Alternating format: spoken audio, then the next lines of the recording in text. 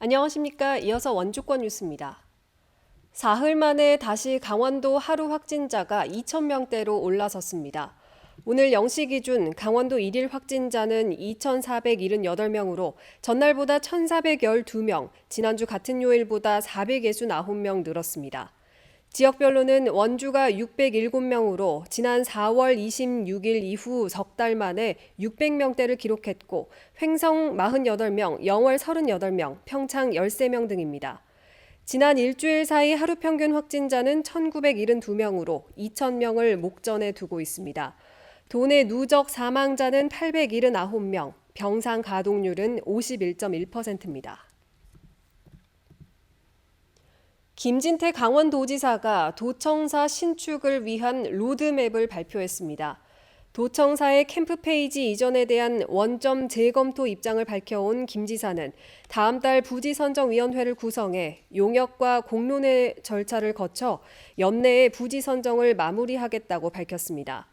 또 건립을 위한 절차를 최대한 빨리 마무리해 임기 내인 2026년에 착공하고 2028년 준공하겠다고 밝혔지만 건립에 필요한 막대한 재원에 대해서는 구체적으로 밝히지 않았습니다. 김 지사는 도청사 부지는 춘천으로 한정하지만 강원도민들의 의견을 충분히 수렴해 접근성이 좋은 곳으로 추진하겠다고 밝힌 바 있습니다. 원주시가 무실동 중앙공원 2구역에 예정된 민주생명기념관의 건립을 취소하고 어린이 관련 시설 설치를 추진합니다. 원주시는 당초 지역 대표 인물인 박경리, 김지하, 장일순, 지학순의 생명협동 사상을 기념하려 했지만 특정 인물의 선영보다는 모든 시민이 공감하는 시설로 활용하는 것이 타당하다고 판단된다며 기념관 설립 계획을 취소했습니다. 해당 부지에는 원강수 원주시장의 공약을 반영해 어린이 도서관이나 장난감 도서관, 놀이 체험실 등 어린이 관련 시설로 활용하는 방안을 검토하고 있습니다.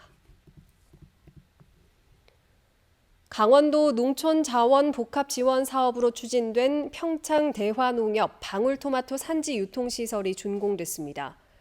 방울토마토 산지 유통시설은 11억 7천만 원의 사업비가 투입돼 500제곱미터 규모의 저온 선별장과 비가림 시설 등을 갖춰 생산비 절감과 고품질 방울토마토 생산이 가능해졌습니다. 평창군은 농산물 우수관리 인증시설 신청과 700제곱미터 규모의 저온 저장고를 추가로 신축해 방울토마토를 새로운 소득 작물로 육성한다는 계획입니다.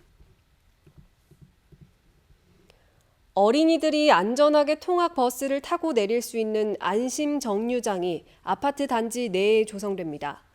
도로교통공단은 한국교통안전공단, SK가스와 함께 원주시 단계동의 한 아파트 단지를 포함해 올해 전국 10개 단지에 어린이 통학버스 전용 안심 정류장을 설치해 운영하고 앞으로 매년 사업을 확대 추진할 계획이라고 밝혔습니다. 교통사고 분석 자료에 따르면 초등학생 보행 사상자의 절반이 어린이들의 학교와 학원 등하원 시간인 오후 2시에서 6시 사이에 발생하고 있습니다. 원주시와 경찰, 민간 활동가들이 관내 유흥주점을 대상으로 성매매 방지 합동 지도 점검에 나섭니다. 원주시 학성동과 단계동 일대 251개 유흥주점을 대상으로 오는 28일까지 성매매 방지 게시물 부착과 식품위생 관련 영업자 준수사항 이행 여부 등을 점검하고 유흥주점 내 불법 행위도 단속합니다. 관련 규정을 지키지 않거나 불법 행위가 적발되면 과태료 처분하고 탈성매매를 위한 지원 정책도 홍보할 계획입니다. 저금리 대출을 유도한 보이스피싱 피해자들에게 돈을 받아 범죄 조직에 넘기는 이른바 수금책 활동으로 구속 기소된 20대에게 법원이 징역 5년을 선고했습니다. 춘천지법 원주지원은 수금한 돈의 1%를 받기로 범죄 조직과 합의한 뒤 원주와 춘천, 강릉에서 보이스피싱 피해자 5명에게 2억 1,270만 원을 받아 넘긴 21살 김모 씨에게 징역 5년을 선고하고 6,440만 원을 배상하라고 명령했습니다.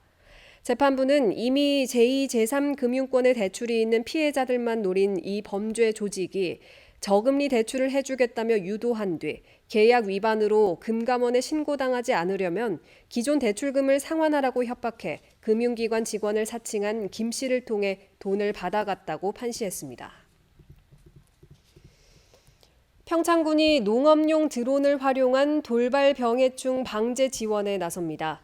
평창군은 농작물에 피해를 주는 외래 병해충 발생을 막기 위해서 구규림관리소와 함께 박림면 운교리 일대 산림 3.5헥타르에 농업용 드론을 투입해 방제 작업을 실시했습니다.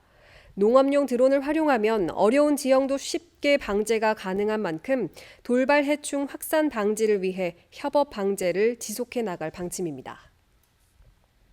뉴스를 마칩니다. 고맙습니다.